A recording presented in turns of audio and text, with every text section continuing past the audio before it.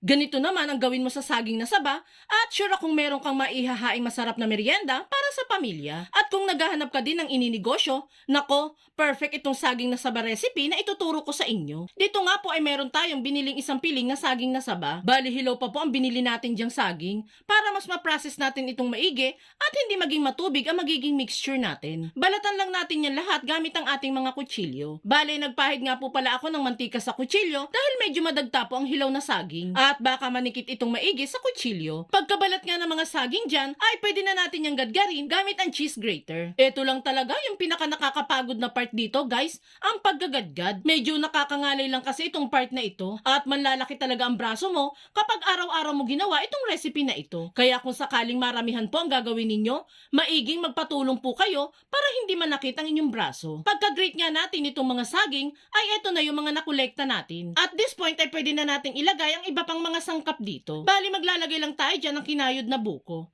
Isang buko lang po yung pinakayod natin dyan. Enough na po yan para sa ating recipe. And maglalagay na din po ako dyan ng kalahating lata lang ng condensed milk. Tiyempo nga lang at may condensed milk pa kami sa ref, kaya isasama na din natin yan sa ating mixture. Pero kung namamahalan po kayo sa condensed milk, pwede naman pong isang sachet ng powdered milk, asukal, at konting-konti lang na tubig ang ihalo ninyo dito para makatipid kayo ng konti. Medyo mahal na din po kasi ang condensed milk ngayon, no guys? And since di pa ako satisfied sa tamis ng condensed milk, kaya maglalagay pa ako dyan ng half cup lang ng asukal. Kilala nyo naman ang ate Lenlen nyo, mahilig sa matamis. Pero pwede nyo naman pong wag masyadong tamisan yan guys kung gusto ninyo.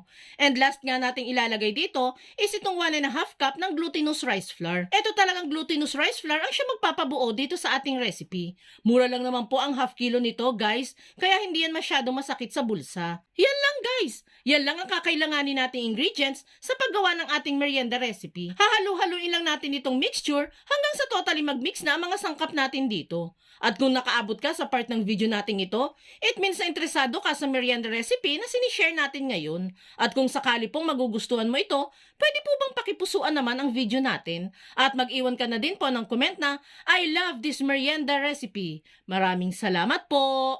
Once nga na mahalo ng maigi ang mga ingredients, ay ganito na yung kinalabasan ng ating mixture. Sobrang sticky na niya at hindi na basta-basta bumabagsak sa panghalo. Next step naman na gagawin natin dito is babalutin na natin yan sa ginupit nating dahon ng saging. Bali pinunasan ko na po yung maigi at idinarang na rin sa apoy para mas maging flexible at hindi madaling masira ang mga dahon. Dito nga sa dahon ng saging ay maglalagay lang tayo ng 1/3 cup ng saba mixture at saka irolyo at ibalot ang mixture. Kung sakali pong gagawin ninyo itong negosyong ito, make sure lang po na susukatin talaga ang mixture para pantay-pantay ang magagawa natin. Maiging mag-costing din po tayo ng mga napamili natin bago mag-come up sa final price ng inyong produkto. Secure lang natin maigi ang magkabilang gilid niyan at meron na tayong nagawang isang produkto. Uulit-ulitin lang natin ito hanggang sa matapos tayo. Bali nakagawa nga po pala tayo dyan ng 13 pieces at ilalagay na natin yan sa steamer para lutuin. Kung sakali palang suman ang nasa isip ninyo dito sa ating recipe, hindi po kayo nagkakamali. Sumang saba nga po ang recipe natin ngayon. And sure kung di ka pa nakakatikim nito, lulutuin ko nga lang po pala ang suma ng 1 oras hanggang sa maluto na ang mga ito.